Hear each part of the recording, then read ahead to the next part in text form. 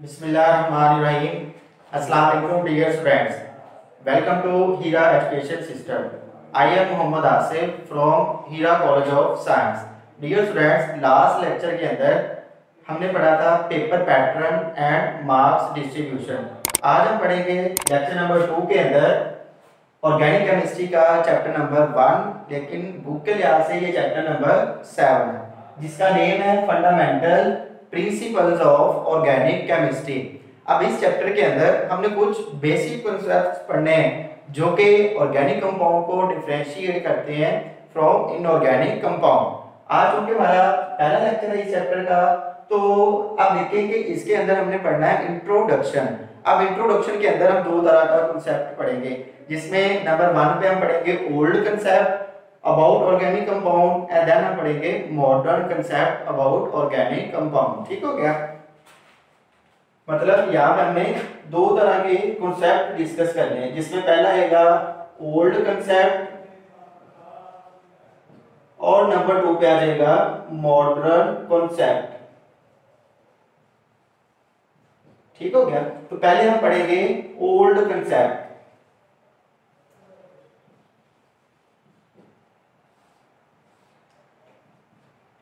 Dear students, अगर हम बात करें तकरीबन आज से मोर देन 200 इयर्स अगो,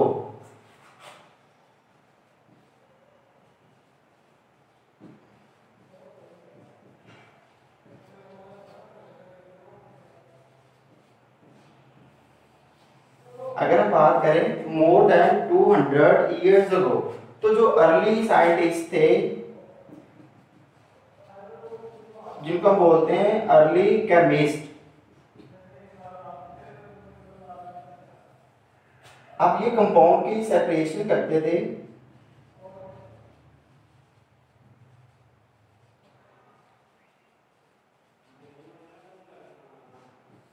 मतलब कंपाउंड्स की सेपरेशन के लिए। अब कौन से कंपाउंड थे? ऑर्गेनिक कंपाउंड और इनऑर्गेनिक कंपाउंड को एक दूसरे से सेपरेट करने के लिए ये टू बेसिस यूज करते थे।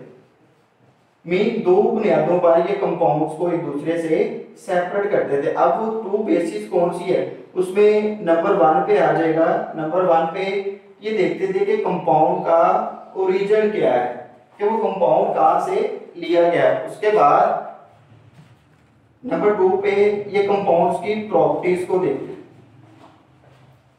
अब ये वो दो बेसिस थी जिसकी बुनियाद पर ऑर्गेनिक कंपाउंड और इनऑर्गेनिक कंपाउंड को सेपरेट किया जाता था, मतलब ओरिजिन के लिहाज से, और फिर उनकी प्रॉपर्टीज को देखा जाता था। ठीक हो गया? क्योंकि ऑर्गेनिक एंड इनऑर्गेनिक कंपाउंड की जो प्रॉपर्टीज होती हैं वे एक दूसरे से डिफरेंट होती हैं। कैसे डिफरेंट होती हैं, इंशाल्लाह हम जो हमारा नेक्स्ट लेक्चर होगा, लेक्चर नंबर 3, उसके अंदर डिस्कस करेंगे। ठीक हो गया? अब अगर हम बात करें अर्ली केमिस्ट में कौन कौन से केमिस्ट थे जिन्होंने इस पे काम किया था, तो उसमें सबसे पहला जो साइंटिस्ट था 1675 के अंदर एक साइंटिस्ट था लैमरी। अब ये जो लैमरी साइंटिस्ट था, इसने ओवरऑल उस वक्त जो कंपाउंड मौजूद थे इनको 3 ग्रुप्स के अंदर डिवाइड किया था। कितने ग्रुप्स बनाए थे? 3 ग्रुप्स। और इन 3 ग्रुप्स की जो बुनियाद थी वो किसके लिहाज से इसने किए थे? ओरिजिन की बेस पर। किस बेस पर किया था? ओरिजिन की बेस पर। ठीक हो गया? अब तो इसके 3 ग्रुप्स थे। अब इन 3 ग्रुप्स के अंदर इसने कहा कि हमारे पास ओवरऑल जो नेचर में कंपाउंड मौजूद है वो 3 टाइप्स के हैं। मतलब नंबर 1 पे इसने कहा कि कंपाउंड्स obtained from plants। पहला ग्रुप इसने कहा कि कुछ ऐसे कंपाउंड होते हैं जो कि हमें प्लांट से हासिल होते हैं। फिर नंबर 2 पे इसने कहा कि कुछ ऐसे कंपाउंड्स होंगे, कंपाउंड्स obtained from एनिमल्स। ठीक हो गया? नंबर 2 पे जो इसने ग्रुप बनाया, इसने तो कुछ ऐसे कंपाउंड होते हैं जो कि हमें हासिल होते हैं कहां से? एनिमल्स से। ठीक हो गया? और नंबर 3 पे जो इसने ग्रुप बनाया, कंपाउंड्स obtained from minerals। और नंबर थर्ड पर जो इसने कंपाउंड्स का ग्रुप बनाया उसमें इसने कहा कि कुछ ऐसे कंपाउंड हो गए जो कि हमें कहां से मिलती है, मिनरल से। तो इस तरह जो लैम्बडी था इसने 1675 के अंदर ओवरऑल कंपाउंड को 3 ग्रुप्स में डिवाइड किया और जो डिवीजन थी वो किस बेस पे की थी, ओरिजिन के बेस पे। अब इसके बाद फिर नेक्स्ट अगर हम बात करें तो इसमें आ जाएगा हमारे पास 1784 के अंदर, 1784 में। अब 1784 में साइंटिस्ट था लिवॉइजर। साइंटिस्ट कौन सा है? लिवॉइजर। लिवॉइजर ने क्या किया, इसी क्लासिफिकेशन को मॉडिफाइड किया। इसी क्लासिफिकेशन को क्या किया, मॉडिफाई किया इनटू 2 ग्रुप्स।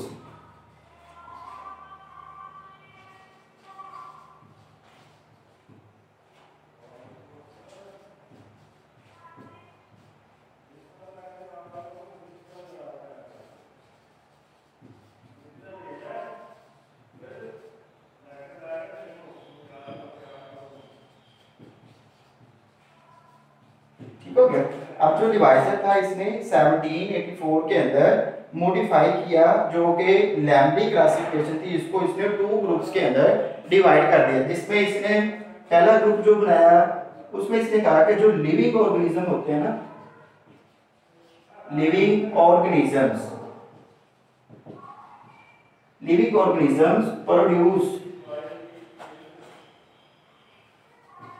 Organic compounds. ठीक हो गया, ये इसका पहला ग्रुप था। और नंबर 2 पे इसने कहा नॉन लिविंग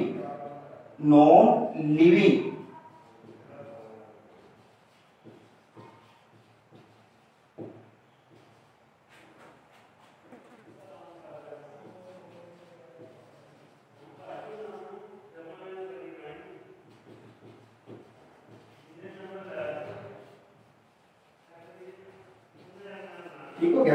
तो इस तरह लिवाइजर ने क्या किया, लैम्बडी की क्लासिफिकेशन को 3 ग्रुप्स की बजाय 2 ग्रुप्स के अंदर डिवाइड कर दिया। पहला इसका जो ग्रुप था तो ये था, इसने कहा कि जो लिविंग ऑर्गेनिज्म होते हैं वो ऑर्गेनिक कंपाउंड को प्रोड्यूस करते हैं, जबकि जो नॉन लिविंग ऑर्गेनिज्म होते हैं ये इनऑर्गेनिक कंपाउंड को प्रोड्यूस करते हैं। सिंपली हम ये भी कह सकते हैं कि organic compounds are those compound that are obtained from living organism and inorganic compounds are those compounds that are obtained from non living organism. ठीक हो गया।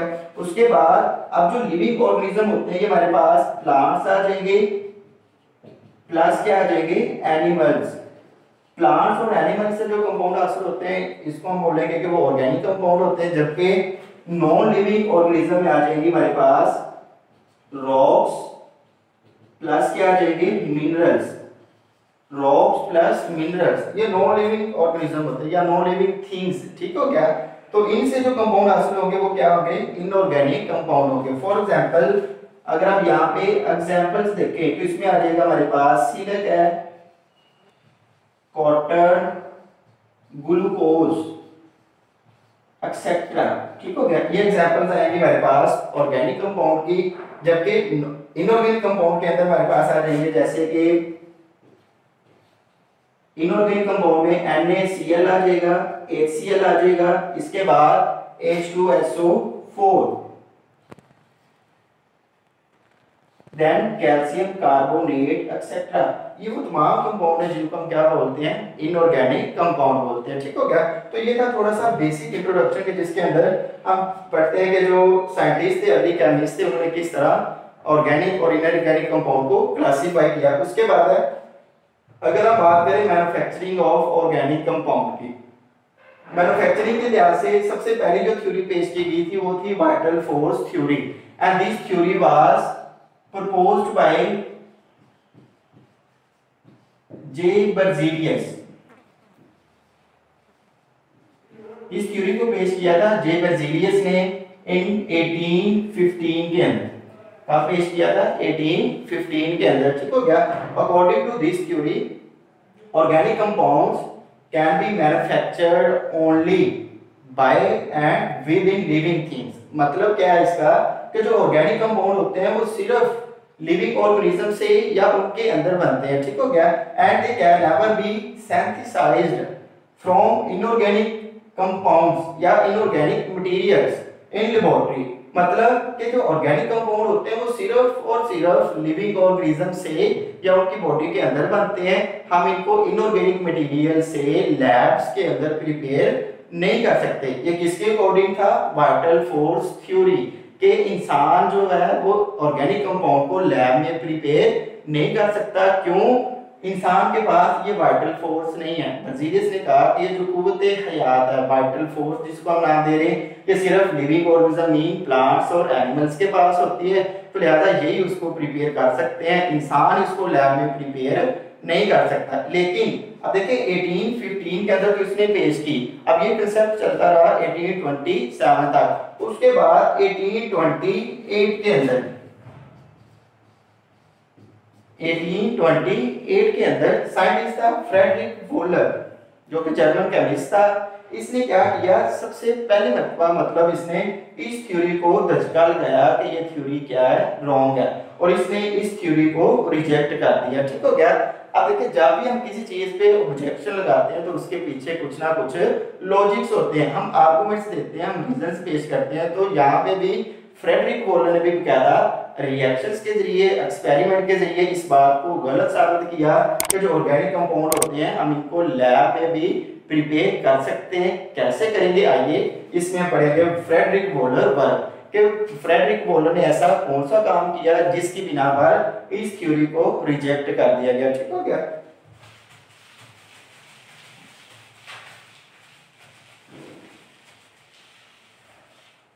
अब जो फ्रेडरिक वोलर था इसने इनऑर्गेनिक मटेरियल लिया जिसमें इसने रिएक्शन करवाया बिटवीन NH4 ट्वाइस SO4, मतलब अमोनियम सल्फेट को जब इसने ट्रीट किया विद पोटाशियम सायानेट।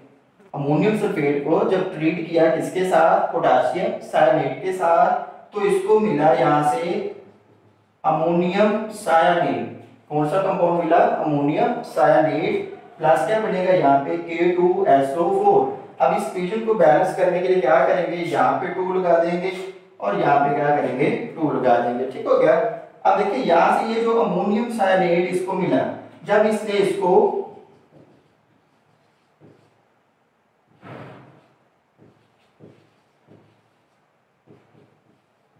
वाटर के साथ बॉयल किया तो फाइनली इसको कंपाउंड मिला urea, NH2CONH2, that is urea. और ये कौन सा कंपाउंड है? इसको हम बोलते हैं अमोनियम सायानेट। अमोनियम सायानेट। अब जब इसने इन दोनों कंपाउंड्स के अंदर डिफरेंस देखा तो देन इसको पता चला कि जो अमोनियम सायानेट है वो एक इनऑर्गेनिक कंपाउंड है, जबकि जो यूरिया है वो ऑर्गेनिक कंपाउंड है। अब आप सोच रहे होंगे कि कैसे, कि ये इनऑर्गेनिक कैसे और ये ऑर्गेनिक कैसे कंपाउंड है। तो इसके लिए इसने ओरिजिन को बेस बनाया। मतलब जब अमोनियम सायानेट का ओरिजिन देखा गया तो इसका रीजन मिला ये हमें मिनरल से हासिल होता है। कहां से हासिल होता है? मिनरल से। जबकि जो यूरिया होती है इसका जो रीजन होता है हम कहते हैं it is found in urine of mammals. कहां पे ये पाई जाती है? मैमल्स के यूरिन के अंदर। तो लिहाजा मैमल्स क्या होते हैं? Living organism. तो यहां से इसने कहा कि जो ऑर्गेनिक जो यूरिया ये एक ऑर्गेनिक कंपाउंड है, जबकि जो अमोनियम सायानेट है ये एक इनऑर्गेनिक कंपाउंड। तो इस बिना पर इसने इस थ्योरी को पहला दर्जा दिया कि ये थ्योरी क्या है? रॉन्ग है। ठीक हो गया। मतलब इसने ये साबित कर दिया कि हम इनऑर्गेनिक मटेरियल से, इनऑर्गेनिक कंपाउंड से ऑर्गेनिक कंपाउंड को प्रिपेयर कर सकते हैं। तो अब यहाँ पे चीज नोट करेंगे कि सबसे पहले जो ऑर्गेनिक कंपाउंड बना वो किसने बनाया? Friedrich Wohler. कौन सा कंपाउंड बनाया? यूरिया। ठीक हो गया। अब इस यूरिया की डिस्कवरी के बाद अब बाकी जो साइंटिस्ट थे, बाकी जो केमिस्ट थे, उन्होंने भी इस चीज पे काम करना शुरू कर दिया। और देखते ही देखते फिर 1845 के अंदर एक साइंटिस्ट था कोलोब। अब कोलोब ने भी क्या किया? ऑर्गेनिक कंपाउंड सिंथेसाइज किया। कौन सा ऑर्गेनिक कंपाउंड बनाया? कोलोब ने एसिटिक एसिड बनाया। इसने कौन सा कंपाउंड बना लिया? Acetic acid. कहां से? From hydrogen and calcium. Hydrogen and calcium. और इसके बाद फिर 1856 में एक और साइंटिस्ट था, दैट इज बर्थिलोट। क्या बोलते हैं इसका नाम क्या है? बर्थिलोट। तो बर्थिलोट ने भी कंपाउंड बना लिया मीथेन। कौन सा कंपाउंड बनाया? मीथेन। कहां से? बाय हीटिंग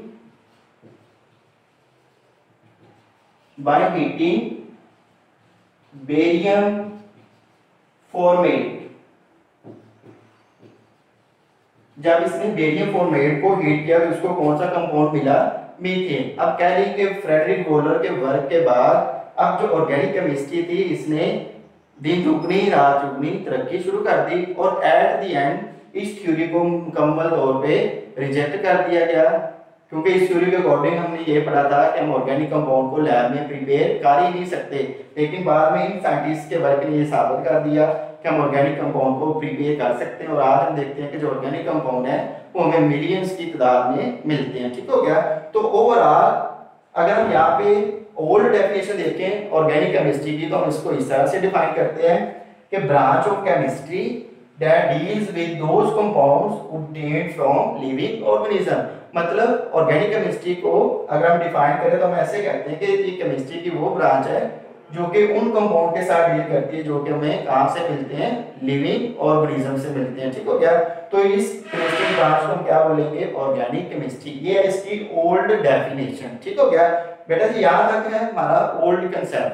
अब हम आते हैं मॉडर्न कंसेप्ट की तरफ कि अब ऑर्गेनिक कंपाउंड को हम किस तरह से डिफाइन करते हैं। तो मॉडर्न कंसेप्ट के according organic compounds are those compound in which the carbon is present as essential constituent. मतलब ऐसे वो कंपाउंड जिनके अंदर कार्बन क्या होता है? एसेंशियल कॉन्स्टिट्यूएंट्स होता है, मीन लाजमी जुज होगा, along with hydrogen, oxygen, nitrogen, sulphur, phosphorus and halogens. ठीक हो गया?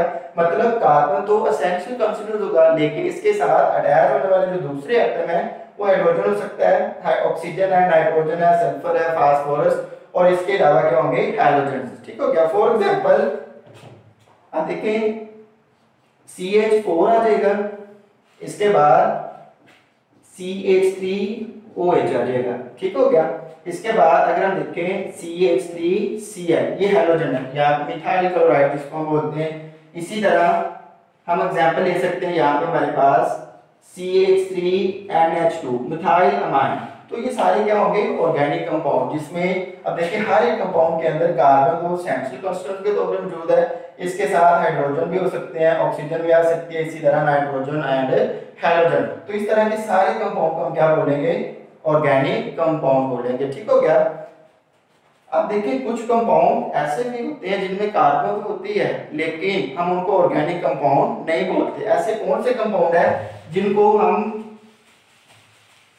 ऑर्गेनिक कंपाउंड नहीं बोलते? उसमें आ जाएंगे हमारे पास, हम कहेंगे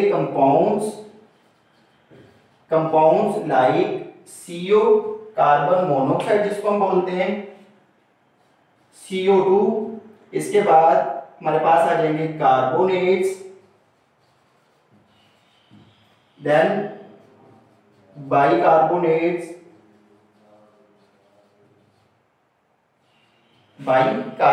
ठीक हो गया? अब ये जो कंपाउंड है हम इनको ऑर्गेनिक कंपाउंड ही बोलते हैं, हालांकि देखें तो इनके अंदर हमें कार्बन नजर आ रहा है। ठीक हो गया? यहाँ पे अगर कार्बोनेट्स का देखें कंपाउंड तो CaCO3, यहाँ पे जो बाइकार्बोनेट होते हैं जैसे HCO3-1। ठीक हो गया? अब इन कंपाउंड में भी देखिए तो कार्बन भी आ रहा है, हाइड्रोजन भी, ऑक्सीजन भी, लेकिन हम बोलते हैं कि ये ऑर्गेनिक कंपाउंड नहीं होते। These are not organic compound, these are not organic compounds, ये ऑर्गेनिक कंपाउंड्स नहीं होते। अब इसके रीजन क्या है? अगर हम बात करें ऑर्गेनिक कंपाउंड की तो यहाँ पे एक एग्जांपल लेते हैं जैसे CH3Cl, CH2 double bond CH2, CH3OH। ठीक हो गया? अब जरा गौर करें ऑर्गेनिक कंपाउंड की एक पहचान होती है कि ऑर्गेनिक कंपाउंड में फंक्शनल ग्रुप मौजूद होता है। ऑर्गेनिक कंपाउंड में क्या चीज मौजूद होगी? फंक्शनल ग्रुप, जैसे कि यहाँ पे फंक्शनल ग्रुप है डबल बॉन्ड। ठीक हो गया? लेकिन जरा गौर करें इनमें किसी किस्म का कोई फंक्शनल ग्रुप मौजूद नहीं है, तो इनके ऑर्गेनिक ना होने की पहली रीजन क्या होगी? these compound do not have any functional group, कि इन कंपाउंड के पास किसी किस्म का कोई फंक्शनल ग्रुप नहीं होता। दूसरी रीजन, अब ये जो कंपाउंड होते हैं ना, जैसे अगर हम बात करें अल्केन, अल्कीन्स और alkyne, they will form homologous series. ये क्या बना लेंगे? Homologous series. बट ये जो कंपाउंड है ना, ये होमोलोगस सीरीज में अरेंज नहीं किए जा सकते। तो दूसरी जो इसकी रीजन आएगी वो हमारे पास, हम कहते हैं they cannot be arrange in any homologous series. किसी भी होमोलोगस सीरीज के अंदर हम इनको अरेंज नहीं कर सकते। ये कंपाउंड थे carbon monoxide, carbon dioxide, carbonates, bicarbonates. इसके अलावा अब और मतलब आप इसमें लिख सकते हैं ग्रेफाइट है प्लस डायमंड भी आ जाएगा। ये भी ऑर्गेनिक कंपाउंड नहीं होते, हालांकि ये जस्ट क्या होंगे, ये कार्बन की एलोट्रोपिक फॉर्म्स होती हैं। इनको भी हम ऑर्गेनिक कंपाउंड नहीं कह सकते, because they do not have any functional group and they cannot be arranged in any homologous series। ठीक हो गया? तो ऑर्गेनिक कंपाउंड की पहचान होती है कि they have functional group। जैसे OH लगा होगा तो ये अल्कोहल फैमिली से बिलोंग करेगा, Cl जैसे हाइड्रोजन लगा तो ये अल्काइल हैलाइड के साथ बिलोंग करता है। इसी तरह डबल बॉन्ड है तो ये अल्कीन का हिस्सा होगा। ये फंक्शनल ग्रुप की वजह से हम ऑर्गेनिक कंपाउंड की फैमिलीज की पहचान रखते हैं। ठीक हो गया? अब लास्ट पे हम बात करेंगे modern definition of organic chemistry। modern definition of organic chemistry।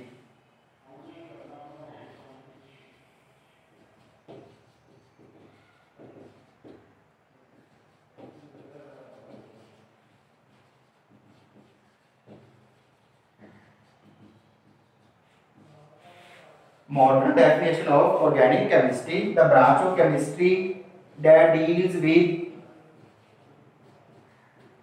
compounds of carbon and hydrogen, जिनको सिंपली हम क्या बोलेंगे? Hydrocarbons, and their derivatives।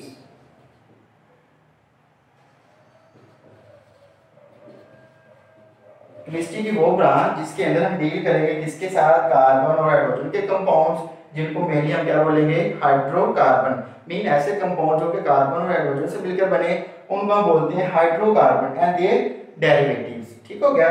Derivative से मुराद जैसे कि अगर हम देखें CH4, ये हाइड्रोकार्बन है क्योंकि इसमें कार्बन है और सिर्फ हाइड्रोजन है।